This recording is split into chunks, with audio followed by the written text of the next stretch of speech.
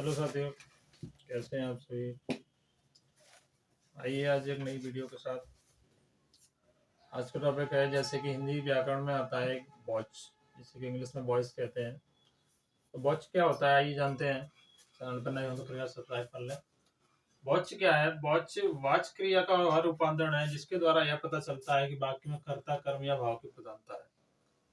वाक्य में कर्ता कर्म या भाव की प्रधानता है। चलिए, कोई सेंटेंस दिया है तो उसमें एक चीज तो होगी कर्ता कर्म या भाव। तो अपन को ये पता लगाना है कि जो वाक्य दिया है या सेंटेंस दिया है तो उसमें कर्ता की प्रधानता है, कर्म की प्रधानता है या भाव की प्रधानता है, उसी को पहचानना, उसी को वाच्य कहते हैं।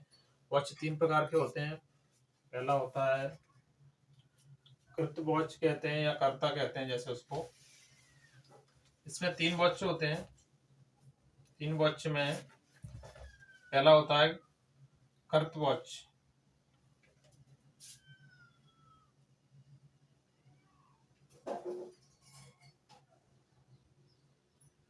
ये कृतवाच्य होता है जिसे कर्ता कहते हैं।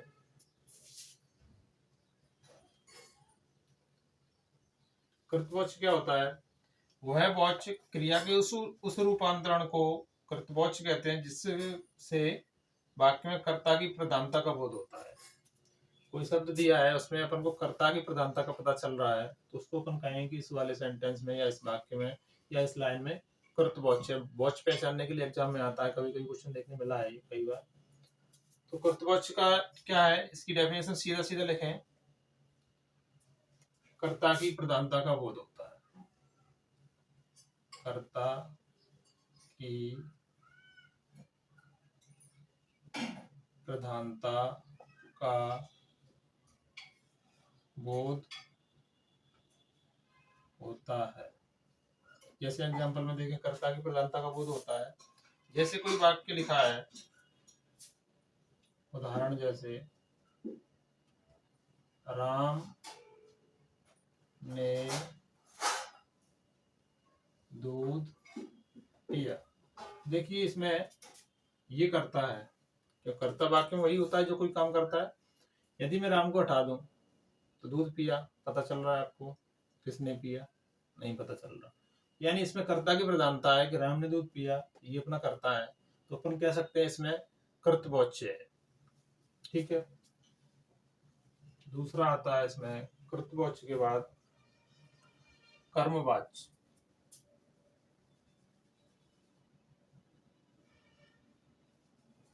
तो कर्मवाच्य क्या होगा? कर्मवाच्य वही होगा, सीधा डेफिनेशन उसी टाइप से होगी जिसमें कर्म की प्रधानता होगी, वही कृतवाच्य वही कर्मवाच्य होगा।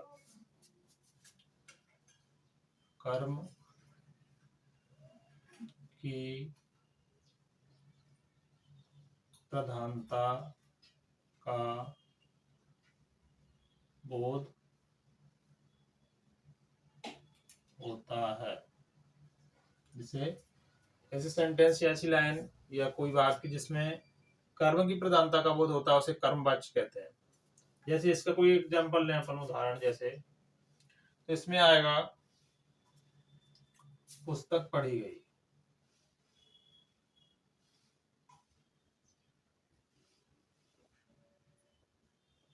कोई काम हुआ, पुस्तक पढ़ी गई, तो इसमें क्या पढ़ा गया? कर्ता तो नहीं है इसमें। पुस्तक पढ़ी गई, कर्ता तो है ही नहीं कि भाई किसने पढ़ी ये तो पता नहीं है, तो इसमें कर्तव्य तो है नहीं। पुस्तक पढ़ी गई यानी पुस्तक पढ़ी गई का मतलब हो गया कि इसमें किसकी प्रधानता है? कर्म की। कर्म क्या है इसमें? पुस्तक।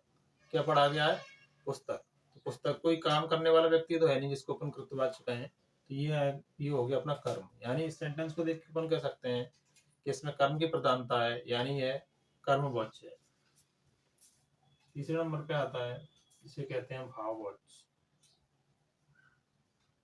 भाववाच्य। भाववाच्य क्या होता है? जैसे भाववाच्य जिसमें भाव की प्रधानता होगी वही भाववाच्य कहलाएगा।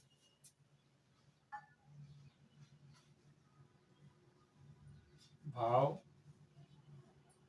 की प्रधानता का बोध होता है। जैसे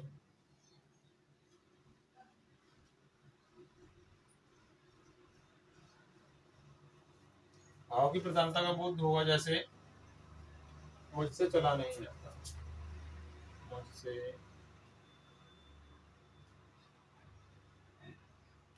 चला नहीं जाता।